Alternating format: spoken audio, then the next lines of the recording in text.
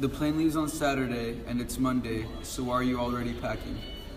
The question I'd always ask my mom before any old trip to Los Angeles. She responded by telling me that she started packing early in the week so that if she remembered something later on, she could always pack it.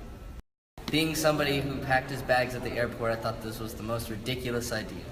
But Mom, I guess I'm just like you because I started writing this speech back in September. Go.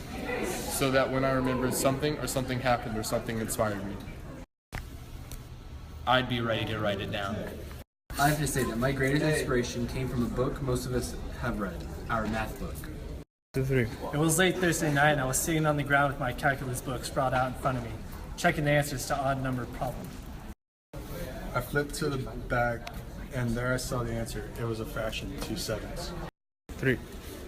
The more I thought about it, the more I realized how 2 sevens, how 2 parts of 7 have come to define who we are, especially as teenagers. Go. Let me explain why. As humans, we usually have to have something to look forward to in order for us to get through the days. More often than not, then something to look forward is to the weekend. We push ourselves through the week to get to the weekend.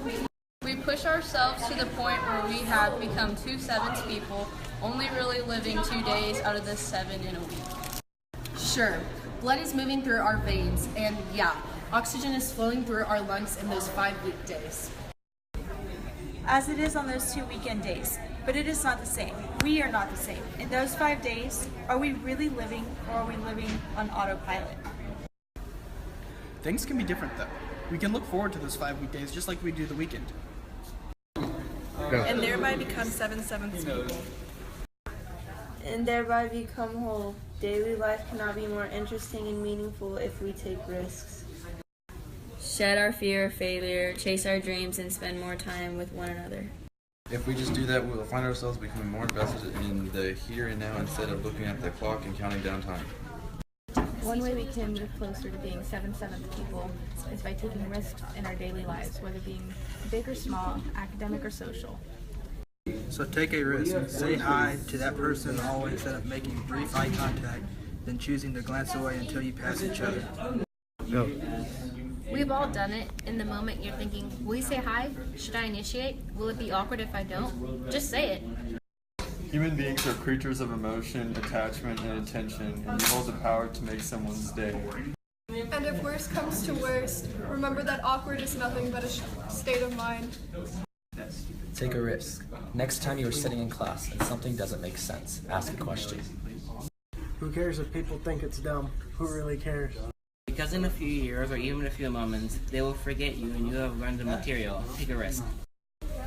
Go up to that boy from English class and start up a conversation. Who cares if you don't hang out on the weekends? I guarantee you that he will be more than happy to talk. Take a risk. Call up that girl for help with homework when you really just want to talk to her because you think she's beautiful. Better yet, find it within yourself to tell her that she's one of the most beautiful girls you've ever met, that you really like talking to her, and that you think her smile is timeless. Becoming 7 sevenths is not only about taking risk, but also confronting the natural human fear of failure. The world has spoken and has decided to mark failure as something only associated with the lowest of the low in society, the rejects, the losers. But when we see successful people in life, we see what's close to a finished product. We don't see the process, we don't see the countless shots the stud basketball player missed or the numerous souffles the chef messes up before getting it just right. Really, when you think about it, failure in life is inevitable. It is going to happen unless, of course, you live your life so carefully that you very well may have never lived it at all. And if that's the case, not just fail. Failure will teach you things that you can learn no place else. You may find that you have a great work ethic, a strong will, an extra gear, and a network of friends who love you. Really, how else will you know yourself or the strength of your friendships until both of you have tested by adversity? That is why we cannot fear failure. We must risk failure in order to live. And it is in these moments of risk that the greatest memories are made. That life takes on a greater meaning if you take a moment to think about your own defining memories. I bet more than a few of them would be about how you conquered your fears or did something daring and courageous together with your best friends. We hold the power to make more of those memories. also hold the power to turn our dreams into reality, which is another part of achieving 7 sevenths. But at 18 years young, it's hard to know what your dream is. Sure, some of us may know what we want to do in life. So for the many of us still trying to figure out what we want to do, just give it time, and you'll find your dream, or maybe it'll find you. And when you find that dream, you gotta get after it, protect it, and dare to be idealistic. Just like with failure, though, society has turned us against the word idealism. But make no mistake about it, we desperately need more idealistic thinkers in the world today. At the heart of every great goal is idealism. At the heart of every leader, every risk taker, every go-getter is the ability to change the definition of what idealistic is. Moreover, your dreams and goals take a whole new meaning if you have someone to share them with.